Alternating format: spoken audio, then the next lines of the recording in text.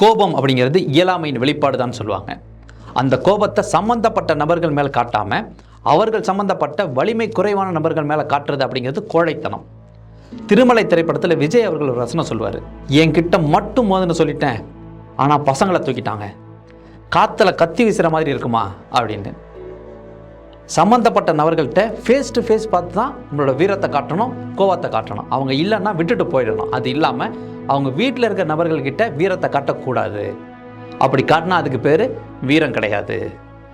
அதே போல் தன் கோபத்தை காட்ட பகைவன் இல்லாமல் இருந்த ஒரு இடத்துல அவன் சம்பந்தப்பட்ட நபர்கள்கிட்ட ஒரு மன்னன் தனது கோபத்தை காட்டுறாரு. அப்போ அவரது மனநிலை எப்படி இருந்துச்சு அப்படிங்கிறத பற்றி புறநானூற்றில் ஒரு பாடல் இடம்பெற்றுள்ளது. அந்த பாடலை அடிப்படையாக கொண்டு திரு நா. பார்த்தசாரதி அவர்கள் எழுதிய ஒரு சிறுகதை.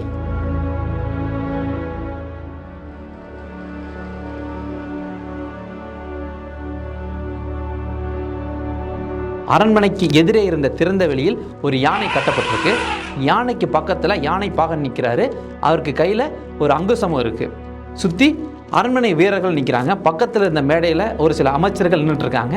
அதுக்கு நடுவில் போட்டிருந்த மிகப்பெரிய ஒரு நாற்காலியில் மன்னன் கிள்ளிவளவன் உட்காந்துருக்காரு. ஆனால் அவரது முகம் மிகுந்த கோபத்தோடு இருக்குது. புயலுக்கு முன்னே வரும் ஒரு அமைதி போலவும், ஓசை எழுப்பியதற்கு பின் வரும் ஒரு நிசப்தம் போலவும் கிள்ளிவளவனின் முகம் வெறி கொண்டு இருந்தது.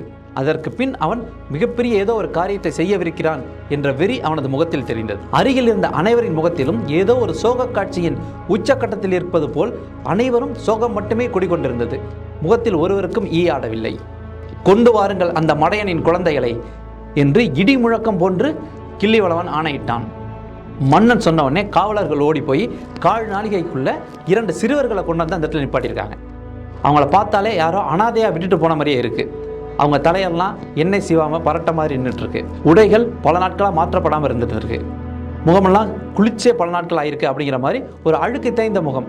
ஏன்னா யாருக்கு 2 பசங்களுக்குமே 10 வயசுக்கு மேலே இருக்காது அப்படிங்கிற மாதிரி தான் இருந்தாங்க. அவங்கள கொண்டு போய் யானைக்கு பக்கத்தில் நிப்பாட்டியிருக்காங்க. அந்த யானையை பார்த்தவொடனே 2 பசங்களும் மிரண்டு அழுவ ஆரம்பிச்சிட்டாங்க. கடந்து கத்திக்கிட்டு வீறிட்டு அழுதுருக்காங்க. திடீர்னு அங்கே நின்று இருந்த காவலர்களையும் மீறி அந்த இடத்த விட்டு ஓடிட்டாங்க. ஓடினவுடனே காவலர்கள் போயிட்டு பிடிச்சி இழுத்து கொண்டாந்து மறுபடியும் யானைக்கு பக்கத்தில் நிப்பாட்டியிருக்காங்க. இப்போ யானையை கிட்ட பார்த்தோன்னே அவங்களுக்கு பயம் இன்னும் அதிகமாகி இன்னும் வீறிட்டு அழுதுருக்காங்க. சுற்றி இருக்கிற எல்லாருமே இந்த காட்சியை பார்த்தா அழுக வந்துடும். அந்த மாதிரி இருக்குது. அதாவது நமக்கு தெய்வ திருமகள் படத்தில் நிலாவும் அவங்க அப்பாவும் இருக்கும்போது சுற்றி இருக்கிற எல்லாருமே அழுவாங்கல்ல, அந்த மாதிரி ஒரு காட்சி இங்கே நடந்துகிட்ருக்கு. பார்க்கும்போது அத்தனை பேருமே ஒரு அழுவாத குறையோடு நின்றுட்டுருக்காங்க. அந்த சிறுவர்கள் அழுது அழுது அவர்கள் கண்கள் ஓய்ந்தன. அழுகை நின்றுச்சு. அப்போ பயமும் போயிடுச்சு. காவலர்கள் 2 பேரும் 2 குழந்தைகளையும் பிடிச்சிட்டு இருக்காங்க. இருந்தாலும் இவங்க யானையை பார்த்துருக்காங்க. யானை நல்லா உயரமாக பெருசாக பெரிய குன்று மாதிரி இருந்துச்சா. இருந்தவொடனே இப்போ அவங்களுக்கு பயம் போயிட்டு சிரிப்பு வர ஆரம்பிச்சிட்டு அவங்க 2 பேரும் மழலை மொழியில் பேசிக்கிட்டு யானையை பற்றியா அப்படிங்கிற பேர் பேசி விளையாட ஆரம்பிச்சிட்டாங்க. இப்போ இன்னும் இவங்க சுற்றி இருந்தவங்களுக்கு இன்னும் ஒரு ஆத்திரமும் அழுகையும் அதிகமாக வந்துடுச்சு. ஏன்னா அவர்கள் ஏன் அங்கே கொண்டு வரப்பட்டிருக்கிறார்கள் அப்படின்னு அந்த சிறுவர்களுக்கு சுத்தமாக தெரியாது. அதனால தான் யானையை பார்த்து அந்த அளவுக்கு மகிழ்ச்சி அடைஞ்சு விளையாண்டுட்டு இருக்காங்க. ஆனால் சுற்றி இருக்கிற அத்தனை பேருக்குமே தெரியும், அந்த இடத்துல யானை காலால் மிதிப்பட்டு அந்த சிறுவர்கள் இறக்கப் போகிறார்கள், யானை காலால் இடறி இறக்கப் போகிறார்கள் என நன்கு தெரிந்தனால் மற்ற அனைவரும் அமைதியாக இருந்தனர். அந்த சிறுவர்கள் அது தெரியாதனால் அதோடு விளையாடும்படி துடித்து கொண்டிருந்தார்கள். இதுக்கு முன்னாடி எந்த அளவுக்கு பயம் இருந்துட்டு இருந்துச்சோ இப்போ அதே அளவுக்கு அந்த யானை மேலே ஒரு ஆர்வம் வந்துருச்சு. உண்மையிலே இது ஒரு திகைப்பான விஷயம்தான். குழந்தைகளுக்கு எப்பயுமே ஒரு விஷயத்தை பார்த்தா துன்பத்தை வேகமாக எடுத்துக்குவாங்க, அதே நேரத்தில் அந்த துன்பத்தை வேகமாக விட்டுடவும் செய்வாங்க. இது உண்மையிலே நம்ம எடுத்துக்க வேண்டிய ஒரு பாடம் கூட. அந்த குழந்தைகளை கொல்லணும் அப்படின்னு கிள்ளிவளவன் ஏன் முடிவு செஞ்சார் அப்படின்னா, அது அவரது பகைவரான மலையமானின் மக்கள். இவங்களை கொன்னா அவர் கண்டிப்பாக ஒரு வெகுண்டெழுந்து வரலாம், இல்லை துன்பச் சிறையில் உள்ளாக்கப்படலாம் அப்படிங்கிறதுக்காகத்தான் கிள்ளிவளவன் இந்த பாதகத்தை செய்ய துணிஞ்சிருக்காரு. மலையமான் மேலே இருக்கிற கோவத்தை அவரோட பிள்ளைங்களை யானைக்காலில் இடறி கொள்வது எந்த வகையில் நியாயம் அப்படின்னு சுற்றி இருந்த அமைச்சர் பெருமக்களுக்கும் சரி, அங்கிருந்த வேறு சில புலவர்களுக்கும் சரி மனசில் நல்லாவே தெரியும். இருந்தாலும் மன்னர்கிட்ட யாரும் அதை பற்றி பெருசாக பேசலை. எல்லாருமே மன்னரோட கட்டளைக்கு பயந்துக்கிட்டு அப்படியே நின்றுட்டு இருந்தாங்க. உரிய நேரம் வந்தது. கிள்ளிவளவன் தனது காவலர்களை பார்த்து, இன்னும் எதுக்காக தாமதிச்சிட்டு இருக்கீங்க? அந்த அற்ப சிறுவர்களை அந்த யானையின் காலிலிட்டு இடருங்கள், பெற்ற பாசத்தால் மலையமான் துடிக்கட்டும், இதுதான் அவனுக்கு சரியான பாடம் அப்படின்னு கிள்ளிவளவன் சொல்லி முடிச்சிருக்காரு. அப்போ கூட்டத்திலேருந்து ஒரு குரல் வந்திருக்கு, இல்லை இல்லை, இது சரியான பாடம் இல்லை வளவா, உனது கோழைத்தனத்திற்கான சான்று அப்படின்னோடனே சுற்றி இருந்த எல்லாருமே திகைச்சு போயிட்டாங்க. யாரா மன்னர் அப்படி எதிர்த்து பேசிட்டாரு, அடுத்த கணம் அவ்வளோதான், அவரோட உயிரும் போக போகுது அப்படின்னு எல்லாரும் சுற்றி பார்த்துருக்காங்க. அந்த இடத்துல கூட்டத்தை விளக்கிக்கிட்டு கோவூர் கிழார் வந்திருக்காரு. அவரை பார்த்த எல்லாருமே ஆகா இவருக்கு என்ன கதி ஆக போதோ அப்படின்னு நினச்சிட்டு இருக்கும்போது மன்னர் அவரை ஆத்திரமும் ஆச்சரியமும் மாற்றி மாற்றி கலந்த பார்வையிலே பார்த்துட்டு இருந்திருக்காரு.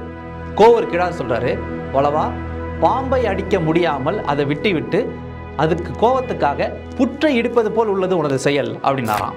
ஒரு புறாவுக்காக தன் சதையை அறுத்து கொடுத்த சிபி சக்கரவர்த்தியின் வழியில் வந்தவன் அல்லவா நீ இப்படி செய்யலாமா? அந்த குழந்தைங்க மலையமானோட ரத்தம் ஓடுது அப்படிங்கிறத தவிர வேற என்ன பாவம் செஞ்சாங்க? நீ பாரு, அந்த குழந்தைங்களை பாரு, அது தன்னை யானை இடறி கொல்ல போகுது அப்படிங்கிறது தெரியாம எந்த அளவுக்கு விளையாண்டுட்டு இருக்காங்க, அதை பாரு அப்படின்ட்டு இருக்காரு. இந்த குழந்தைகளோட ரத்தம் இந்த சோழ மண்ணில் விழணுமா?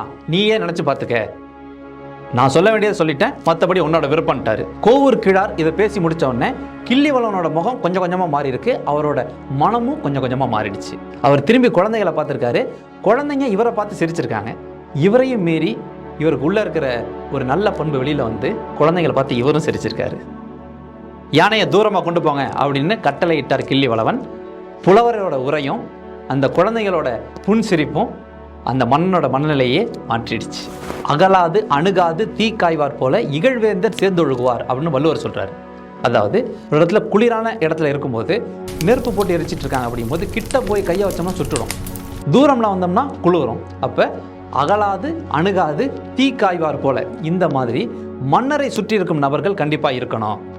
இப்போ கோவூர் கிழார் மன்னருக்கு எடுத்து புரிய வைக்கல அப்படின்னா கண்டிப்பாக அந்த இடத்துல அந்த 2 குழந்தைகளும் இறந்திருக்கும், அந்த பாவமும் சோழர் குலத்தையே சேர்ந்திருக்கும். ஆனால் இவர் சொன்னார், ஆனால் சுற்றி இருந்த பல பேரும் அதை சொல்லலை. இதே மாதிரி நம்மளுக்கு தெரிஞ்ச ஒரு இடத்துல தப்பு நடந்துகிட்டு இருக்கு அப்படின்னா அந்த இடத்துல அது தப்புன்னு நம்ம குறைஞ்சபட்சம் எதிர்ப்பையாவது நம்ம காட்டணும். அப்படி இல்லாமல் நமக்கு எதுக்கு வம்பு அப்படின்னு போகிறது சரியான நடைமுறை அல்ல. அப்படி ஒரு இடத்துல தப்பு நடந்துட்டு இருக்கும்போது நீங்கள் பார்க்காத மாதிரி போகிறீங்க அப்படின்னா அந்த பாவத்தில் உங்களுக்கும் பங்கு உண்டு அப்படிங்கிறத மட்டும் மறந்துடாதீங்க. அதேமாரி நமது மேலிடத்துலையோ இல்லை மேல் அதிகாரிகளோ நம்மளை ஒரு விஷயம் செய்ய சொல்கிறாங்க அப்படின்னா அது தப்பான விஷயம்னா இல்லை சார் இது தப்பு அப்படின்னு சொல்கிறதுக்கான குறைந்தபட்ச தைரியமாவது நம்மக்கிட்ட இருக்கணும். இப்போ அப்பா நம்மக்கிட்ட ஏதாவது ஒரு விஷயத்தை செய்ய சொல்கிறாரு அப்படிங்கும்போது அந்த விஷயம் அது சரியான விஷயம் இல்லை, இதை மாற்றி செஞ்சால் கரெக்டாக வரும் அப்படின்னா அப்பா கிட்ட நம்ம பக்குவமான முறையில் சொல்லணும். அப்பா இல்லைப்பா இதை இப்படி நீங்கள் பண்ணால் கரெக்டாக வந்துடும் அப்படின்னு சொன்னீங்கன்னா அப்பா ஏற்றுக்காங்க. இதே அப்பா கிட்ட போயிட்டு நீங்கள் என்ன பண்ணிட்டு இருக்கீங்க, இப்படிலாம் பண்ணால் எப்படி வரும் அப்படின்னு சொன்னால் இந்த அப்பா இல்லை எந்த அப்பாவும் ஏற்றுக்கக்கூடாது, ஏற்றுக்க மாட்டாங்க. நம்ம சொல்கிற விதத்தில் கேட்கக்கூடாதுன்னு நினைக்கிறவங்க கூட கேட்கணும். அது மாதிரி ஒரு தன்மையாக நம்ம பேசணும். கொலை செய்யும் அளவுக்குள்ள ஆத்திரத்தை கூட மாற்றிவிடும் சக்தி ஒரு குழந்தையின் புன்சிரிப்புக்கு உண்டு. அப்படி ஒரு நிகழ்ச்சி நடந்ததுனால தான் அந்த குழந்தைகளோட சிரிப்பை பார்த்த கிள்ளிவளவன் மனமே மாறுனுச்சு. நாள் முழுவதும் மூட்டை தூக்கி களைப்புடன் வந்த தந்தையை அப்பா என்ன உப்பு மூட்டை தூக்குங்க என மகள் சொல்கிறாள். இவரும் புன்முறுவலோடு தூக்கி சுமக்கிறார் அந்த பஞ்சு மூட்டையை. என்ன வியப்பு, காலையிலிருந்து மூட்டை தூக்கியதால் வந்த களைப்பு மலர்ந்த முகத்துடன் கூடிய தனது மகளை சுமந்தவுடன் காணாமல் போனதே. எவ்வளோ கோபம் வந்தாலும் கள்ளம் கபடமற்ற ஒரு குழந்தையின் சிரிப்பை பார்த்தோம்னா கண்டிப்பாக அந்த கோபம் காணாமல் போயிடும். அதிகமாக கோவப்படும் நபர்களுக்கு இந்த வீடியோவை ஷேர் பண்ணி கோவத்தை கட்டுப்படுத்துறதுக்கான வழிமுறை என்ன அப்படிங்கிறத சொல்லுங்கள். இந்த வீடியோவை பற்றிய தங்களது மேலான கருத்துக்களை கீழே கமெண்ட்டில் பதிவிடுங்க. மேலும் இது போன்ற பல கதைகளை பார்க்க மறக்காமல் சப்ஸ்கிரைப் பண்ணிவிடுங்க. மீண்டும் ஒரு கதையுடன் சந்திப்போம்.